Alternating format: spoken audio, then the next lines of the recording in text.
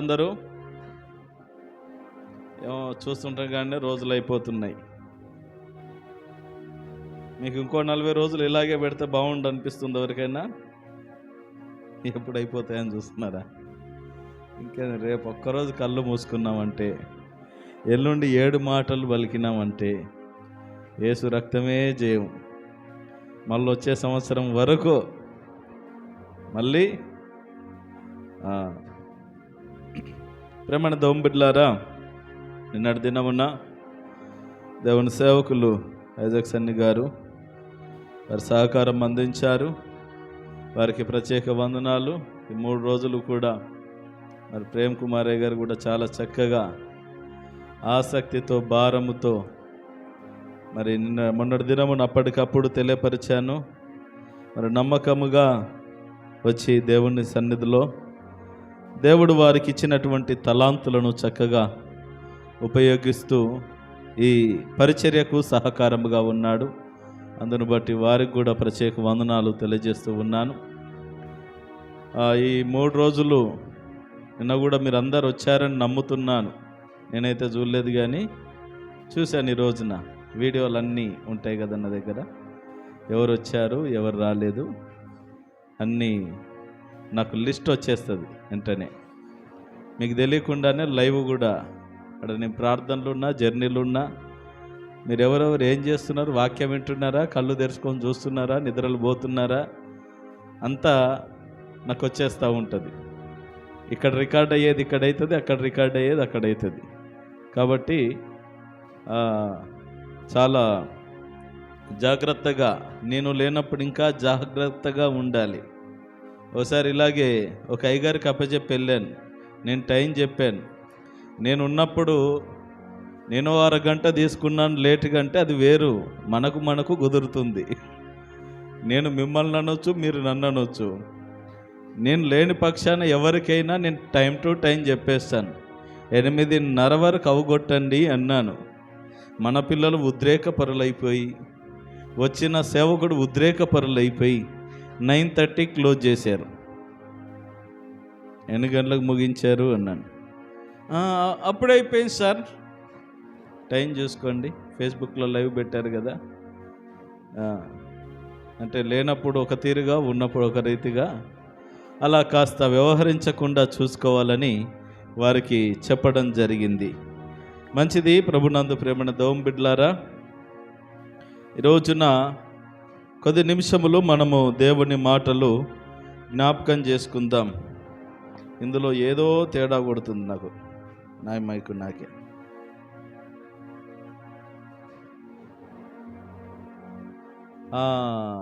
పరమ భక్తులు ఆడ స్విచ్ ఆన్ చేయలేదు. భక్తులు అంటే మా భక్తులే స్వామి. హలో. అదే మరి అప్పటి నుండి చూస్తూ ఉన్నా, ఎక్కడ నువ్వెట్టగొట్టినావు స్వామి, నువ్వు కూడా పరమ భక్తుడు, ఇంట్లో కలిసిపోయి నువ్వు మా టీంలో కలిసిపోయి నువ్వు కలిపేసినారు, ముంచేసినారు. నిన్న కూడా ఇట్నే చేసినారా? వచ్చిందా నిన్న? ఏమో నీకు దగ్గర తిప్పుకున్నావు, మరి బాగా వస్తుంది అనుకున్నా, మోసపోయినావు. అయితే నిండా ముంచేసినారా? సరే, రైట్. అందుకే ఎక్కడో తేడా ఉంది. ఏంటి ఏదో లోటు కనబడుతుంది ఇక్కడ. మీరందరూ మంచోళ్ళమ్మ, మీ దగ్గరే లోటు లేదు.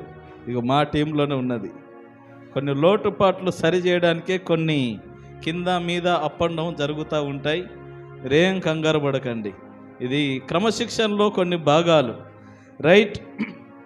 ఈరోజున ఆశీర్వాదము గురించి 3వ రోజు మనము ఈ కుటుంబ ఆశీర్వాద కూడికలో 3వ రోజు కార్యక్రమంలో మనం చేరి ఉన్నాం.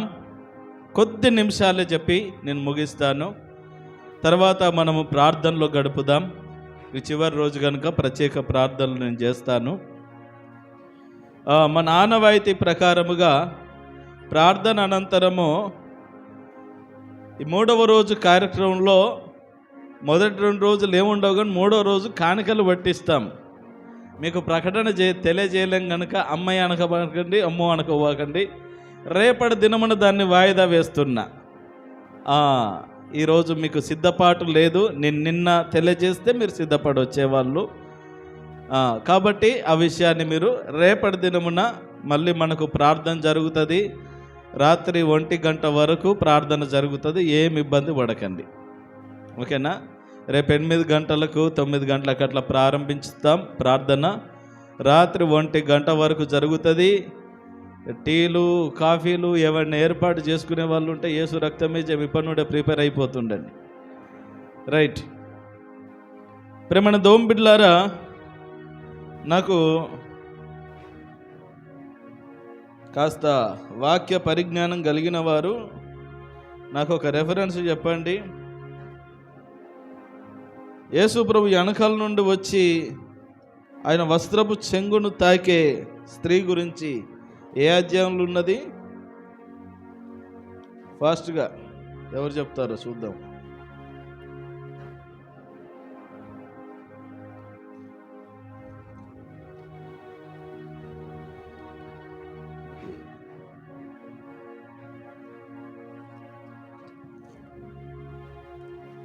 రైట్, నేనే ఎత్తుకున్నాలే. మత్తయి సువార్త 9వ అధ్యాయం.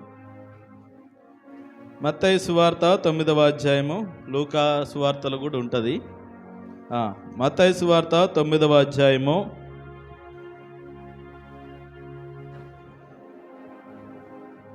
21, 22 వచనాలు మనం ఈ రోజున ధ్యానం చేద్దాం. 2 విషయాలు బోధించి నేను ముగిస్తాను. సూత్రాలు మాత్రమే. ఈరోజు ఎక్కువ విస్తారంగా ప్రసంగం చేయలేను ఇంతవరకు, ఎందుకంటే మీరు 40 రోజులు ఎన్నుకుంటూ వచ్చారు. ఇక మళ్ళీ మిమ్మల్ని సాగు కొట్టడం దేనికి చెప్పే పరిస్థితి కూడా లేదు. ఈరోజే ఇప్పుడిప్పుడే కాస్త గొంతు సెట్ అయింది కాబట్టి నేను ఇబ్బంది పడను, మిమ్మల్ని ఇబ్బంది పెట్టను. మనమందరం కలిసి ప్రార్థన చేద్దాం, ఆశీర్వాదాలు పొందుకొని తీరాలి. ఈ 2 రోజులు వచ్చారు, చక్కగా దేవుడి మాటలు విన్నారు. మొదటి రోజు యేసయ్య తన దగ్గరికి తనకిచ్చినటువంటి 5 రొట్టెలు 2 చేపలు 5,000 మందికి వంచాడు కదా. చాలా గొప్ప విషయం. మన దగ్గర ఉన్నది కొంచెమైనా సరే యేసయ్యకు చూపించయ్యా, ఇది ఈ నెల కష్టాడితం, ఇది నా దగ్గర ఉన్నది, నీవే దీని ద్వారా నన్ను ఆశీర్వదించి నువ్వు యేసయ్య వైపు చూపించగలిగినట్లయితే, యేసయ్య చేతికి ఇచ్చినట్టయితే దాన్ని గొప్పగా ఆశీర్వదించే దేవుడని నేర్చుకున్నాం. నిన్నటి దినమున ఏం నేర్చుకున్నారు అక్క? ప్రార్థన జీవితం. రైట్. ప్రార్థన చేస్తే దేవుని ఆశీర్వాదాలు పొందుకోవడం. రైట్. ఈరోజున దానికి రిలేషన్గానే ఉంటుంది. ఈ దేవుని ఆశీర్వాదం మనం పొందుకోవాలి అని అంటే 2 సూత్రాలు ఉన్నాయి. ఎన్ని సూత్రాలు చెప్పండి? 2 సూత్రాలు. ఈ 2 సూత్రాలు కరెక్ట్గా ఎవరైతే పాటిస్తారో 100కి 100 పాళ్ళు ఖచ్చితంగా వాళ్ళు ఆశీర్వాదాలు పొందుకోవడం ఖాయం. ఆశీర్వాదం అనగానే ఎప్పుడు ధనము అని మాత్రమే అనుకోబాకండి.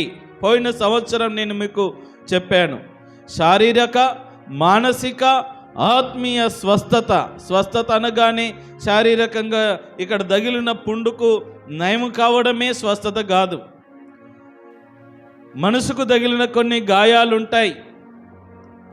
ఈ శరీరానికి తగిలిన గాయాలన్నీ ఒక రోజు మానిపోతాయి, కానీ మనసుకు తగిలిన గాయాలు మానిపోవు. కాబట్టి ప్రేమణ దోమ బిడ్డలారా, శారీరక, ఆత్మీయ, మానసిక స్వస్థతలు మరి మనిషికి అవసరమైనవి. అంత మాత్రమే కాకుండా ఆశీర్వాదం అనేటటువంటిది మనం ఇచ్చినటువంటి ఫ్యాంప్లెట్లో మీరు గమనిస్తారు. మనం చిన్న చదవం ఏంటంటే పెద్దగా హెడ్లైన్ పెట్టినవి మాత్రమే సూపర్ ఫాస్ట్గా చదువుతారు. ఒకవేళ అవి ఉన్న వాళ్ళు చదువుతారా? ఫ్యాంప్లెట్ మీ ఫోన్లలో ఉంటే చూడండి. ఈ కుటుంబ ఆశీర్వాద కూడికల్లో ఉన్నటువంటి ఆ కుటుంబ ఆశీర్వాద కూడికల క్రింద కొన్ని ఉంటాయి. అవన్నీ కూడా ఆశీర్వాదాలే మనకు. ఎస్, స్వస్థత, సమృద్ధి, జ్ఞానము, విడుదల, రక్షణ, క్షేమము, పరివర్తన, ఇవన్నీ కూడా ఆశీర్వాదాలే. ఇవన్నీ కూడా ఆశీర్వాదాలే. మనకు జ్ఞానము కావాలి. జ్ఞానం అనేది ఒక ఆశీర్వాదం. మనకు విడుదల కావాలి బంధకముల నుండి, పాపము నుండి, శాపము నుండి, కుటుంబ ప్రతికూలమైన పరిస్థితుల నుండి. రక్షణ కావాలి, యేసయ్య ఇచ్చే రక్షణ కావాలి. ఆ రక్షణ లేకుండా ఎన్ని ఆశీర్వాదాలు పొందుకున్న వ్యర్థమే కదా. తర్వాత క్షేమము, మనము మన కుటుంబము క్షేమంగా ఉండాలి.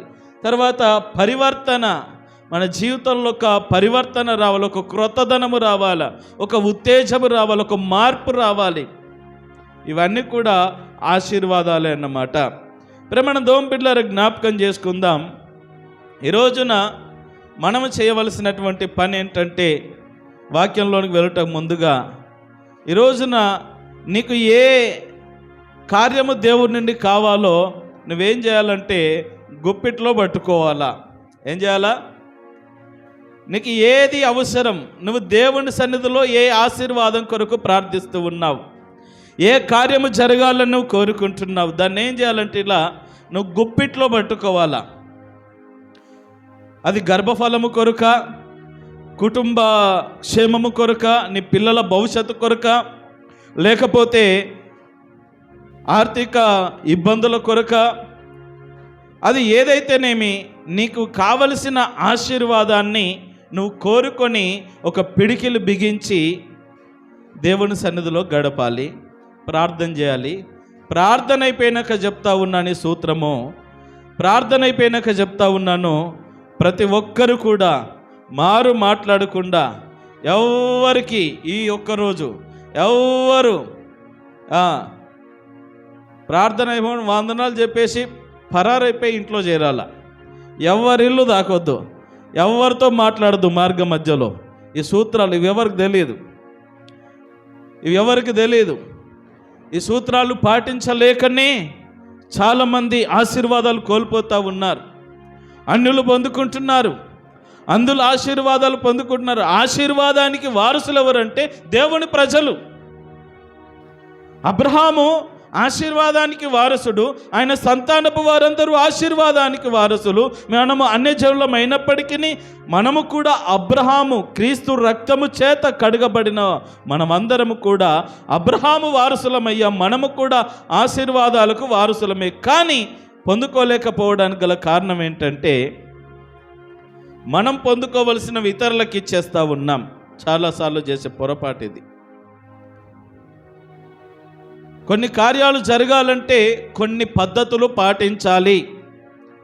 ఈ లెంట్ డేస్ కంటే ముందు వీధి సువార్త కూడికల్లో ఈ శేషన్న వాళ్ళ ఇంటి దగ్గర అనుకుంటాను, ఎలీషా గురించి ఒక తన దగ్గర ఉన్నటువంటి ఎవరు శూనేమిరాలైనటువంటి స్త్రీ కుమారుని బ్రతికించడానికి ఎలీషా చేసినటువంటి పని ఏంటంటే, గేహజీతో చెప్తాడు, నా దండం చేత పట్టుకొని పో.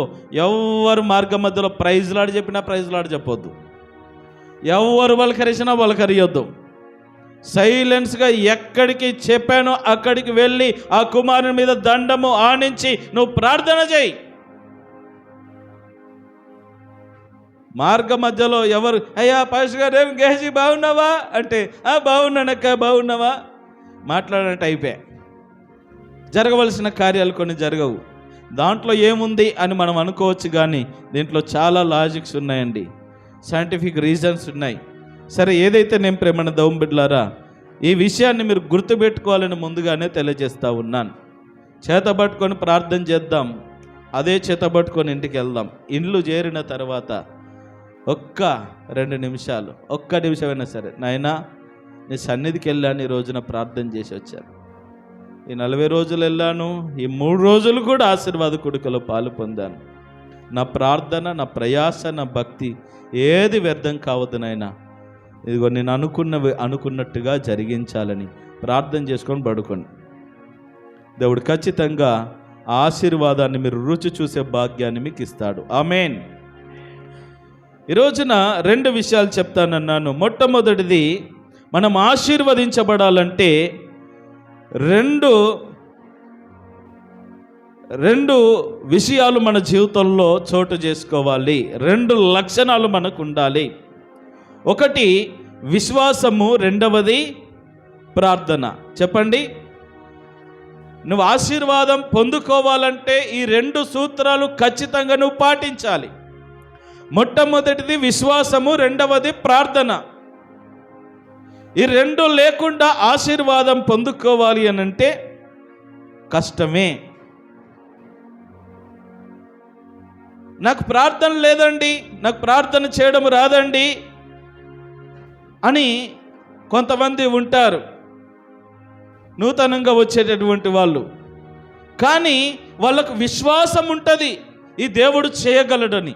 ఆ విశ్వాసం ద్వారా ఆశీర్వాదాలు పొందుకుంటారు. కొంతమంది ప్రార్థనలో ఎదిగిన వాళ్ళు ఉంటారు. ఈ విశ్వాసానికి కాస్త ప్రార్థన జోడిస్తే దేవుని కార్యం జరుగుతుంది. ప్రేమణ దేవుని బిడ్డలారా, జ్ఞాపకం చేసుకుందాం ఇక్కడ జరిగినటువంటి సందర్భం. మత్తయి సువార్త 9వ అధ్యాయము 20-21 వచనాలు ఒకసారి ఫాస్ట్గా చదవండి. నేను ఆయన పై వస్త్రం మాత్రమే ముట్టితే బాగుపడుదునని, నేను ఆయన పై వస్త్రము మాత్రము ముట్టితే బాగుపడుదునని తనలో తాను అనుకొని ఆయన వెనుకకు వచ్చి ఆయన వస్త్రపు చెంగు ముట్టెను. ప్రేమణ దేవుని బిడ్డలారా, జ్ఞాపకం చేసుకుందాం. ఈ రక్తస్రావము కలిగినటువంటి వ్యాధి కలిగినటువంటి స్త్రీ, పురుషులు అనేక మంది గుంపులుగా యేసు ప్రభుల వారి వెంట వెళ్తున్నటువంటి ఆ తరుణములో మరి తాను ఎన్నో రోజుల నుండి వైద్యులను సంప్రదించి వైద్యం చేయించుకుంటున్నది కానీ స్వస్థత లేదు. అలాంటి తరుణములో తనకొక ఆలోచన వచ్చింది, తనకొక నమ్మకము కలిగింది, ఒక విశ్వాసం కుదిరింది. ఏమిటి అనంటే, నేను యేసయ్య వెనకాల వెళ్ళి ఆయన వస్త్రపు చెంగు ఇలా ముట్టాలి అని అనుకున్నది. అది తన విశ్వాసం. ఎవరు చెప్పలేదు ఆమెకు? ఎవరైనా చెప్పారా? ఎవరు చెప్పలేదు. కానీ తనకున్న నమ్మకం ఏంటంటే, నేను వెళ్ళి యేసయ్య వస్త్రపు చెంగును ఇలా ముట్టి నేను వెళ్ళిపోతాను, నాకు బాగు అవుతుంది, నేను క్షేమంగా ఉంటానని తనకొక విశ్వాసము కలిగింది. ప్రేమణ దేవుని బిడ్డలారా, ఆ విశ్వాసము ద్వారా జరిగిన విషయం ఏంటంటే, క్రింద చదవండి. యేసు వెనుకకు తిరిగి ఆమెను చూచి కుమారి ధైర్యముగా ఉండుము, నీ విశ్వాసము నిన్ను బాగుపరచనని చెప్పగా ఆ గడియ నుండి ఆ స్త్రీ బాగుపడెను. దేవునికి మహిమ కలుగును గాక. కుమారి, ధైర్యముగా ఉండు, భయపడకు, నీ విశ్వాసమే నిన్ను బాగు చేసింది. అందరు చెప్పండి, ఏమన్నాడు యేసయ్య? నీ విశ్వాసమే నిన్ను బాగు చేస్తుంది. ఈ రోజున మీరు కూడా ఒకరికొకరు చెప్పండి, నీ విశ్వాసమే, పక్కనలకు చెప్పండి, నీ విశ్వాసమే నిన్ను బాగు చేస్తుంది, నీ విశ్వాసమే నిన్ను స్వస్థపరుస్తుంది, నీ విశ్వాసమే నీకు విడుదల ఇస్తుంది, నీ విశ్వాసమే నీకు కావలసిన ఆశీర్వాదం ఇస్తుంది.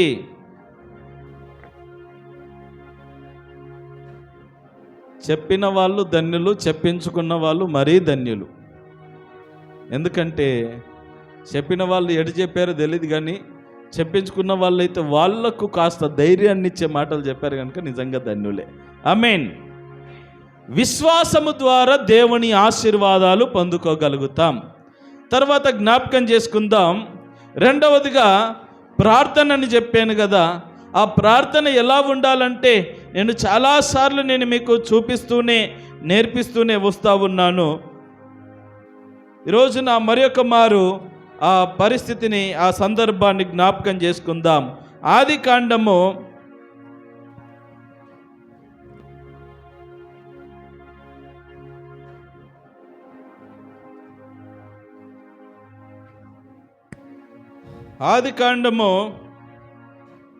32వ అధ్యాయము. ఆదికాండము 32వ అధ్యాయము 1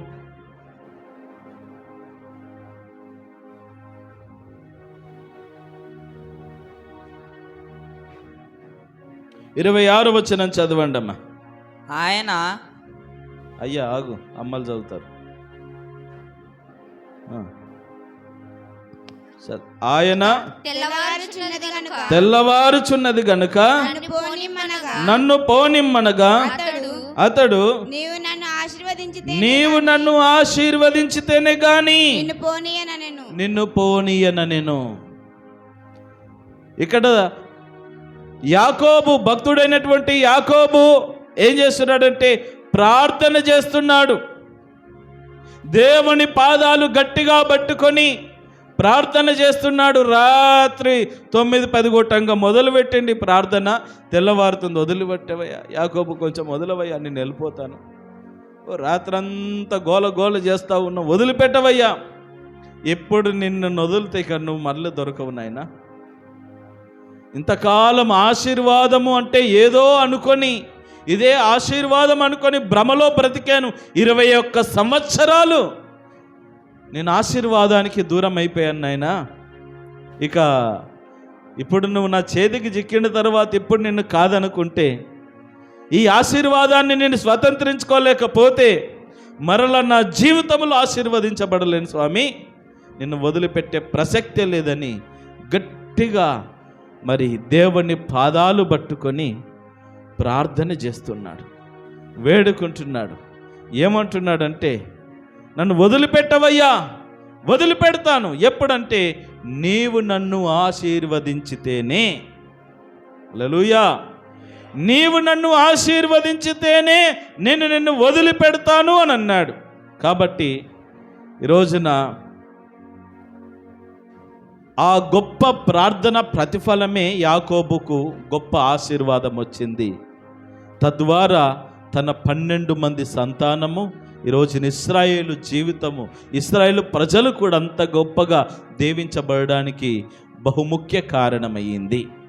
ప్రేమణ దౌంబిడ్లారా, ప్రార్థన చేస్తున్నామంటే చేస్తున్నామన్నట్టుగా కాదు, ఒక ప్రత్యేకమైనటువంటి రీతిలో పోరాటముతో చేసే ప్రార్థన దేవునికి కావాలి. అయ్యా, ఈ రోజున నీవు నన్ను దీవిస్తేనే కానీ నిన్ను వదిలిపెట్టను. 100 100 నిన్ను వదిలిపెట్టను నాయన, ఈరోజు నన్ను దీవించు. చేస్తే ప్రార్థన అలా చేయాలండి, ఆశీర్వాదం ఖచ్చితంగా పొందుకుంటాం. అన్న కూడా అలాగే చేసింది కదా.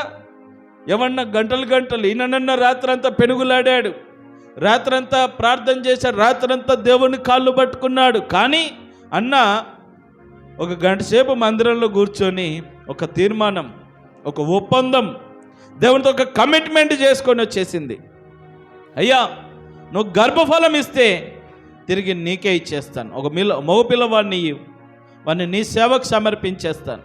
ఇక నాకేం వద్దు నాయన, నీవిచ్చినది నీకే ఇస్తాను అని కాసేపు చిన్న ప్రార్థన చేసుకొని వచ్చింది. ప్రేమణ దోంబిడ్లారా, ప్రార్థన మనకు గొప్ప ఆశీర్వాదాన్ని చేకూరుస్తుంది. విశ్వాసము గొప్ప ఆశీర్వాదాన్ని మనము సంపాదించుకోగలుగుతాం విశ్వాసము ద్వారా. ఈ ప్రార్థన, ఈ విశ్వాసము ఎవరిలో అయితే ఉంటాయో వారిలో గొప్ప కార్యాలు జరుగుతాయి. ఉన్నవి లేనట్టుగాను, లేనివి ఉన్నట్టుగాను అన్నీ కూడా వారి స్థితిగతులను బట్టి ఖచ్చితంగా పొందుకునేటటువంటి స్థితిని దేవుడు వారికి అనుగ్రహిస్తాడు. కాబట్టి ప్రేమణ దోంబిడ్లారా, ఈ రోజున మన విశ్వాసానికి పరీక్ష, మన ప్రార్థనకు పరీక్ష. నీ విశ్వాసాన్ని బట్టి నీవు ఆశీర్వదించబడతావో, నీ ప్రార్థనను బట్టి, నీ కన్నీటి వేదనను బట్టి నువ్వు ఆశీర్వదించబడతావో ఈ రోజున నీ చేతుల్లోనే ఉన్నది. దైవదాసులముగా మేము కూడా మీ పక్షాన ప్రార్థన చేస్తూ ఉన్నాం. మీ విశ్వాసానికి కాస్త మా విశ్వాసాన్ని తోడుగా పెట్టి, మీ ప్రార్థనకు కాస్త మా ప్రార్థనను తోడుగా పెట్టి ప్రార్థన చేస్తూ ఉన్నాం. ఇది ఎలాంటిది అంటే నువ్వు మోయడానికి ప్రయత్నం చేస్తున్నావు, కానీ నీ వల్ల అవడం లేదు. అప్పుడు దేవుని దాసులముగా మేము ఒక చేతి వేసినప్పుడు అది లేస్తుంది. అంటే నీ జీవితంలో కార్యం జరుగుతూ ఉన్నది.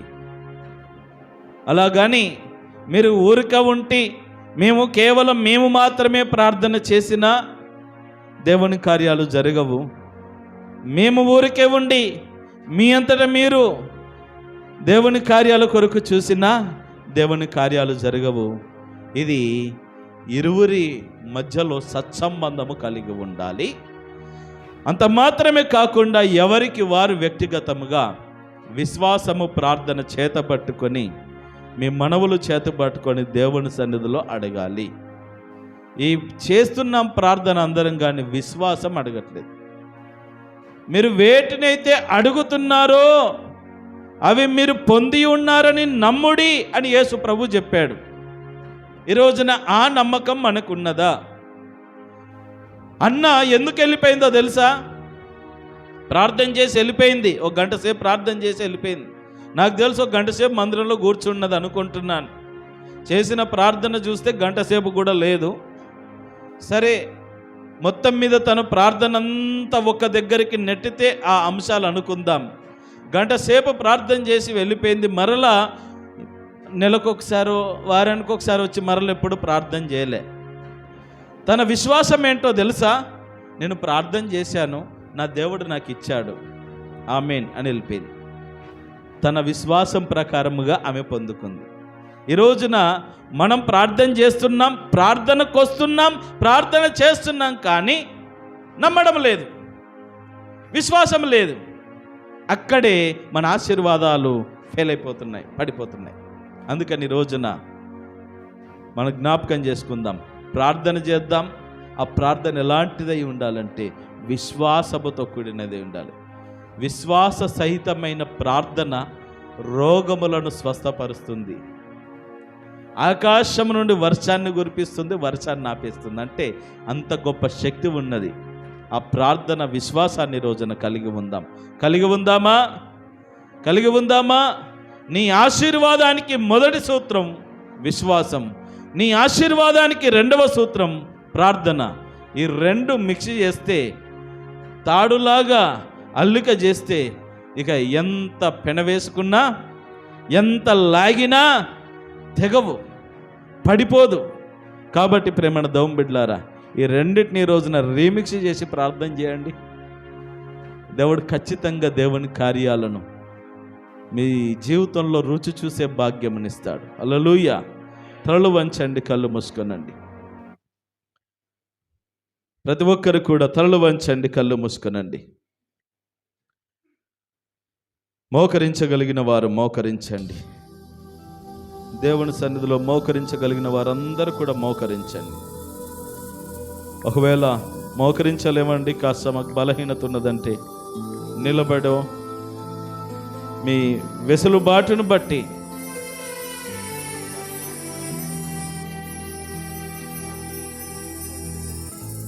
వెసులు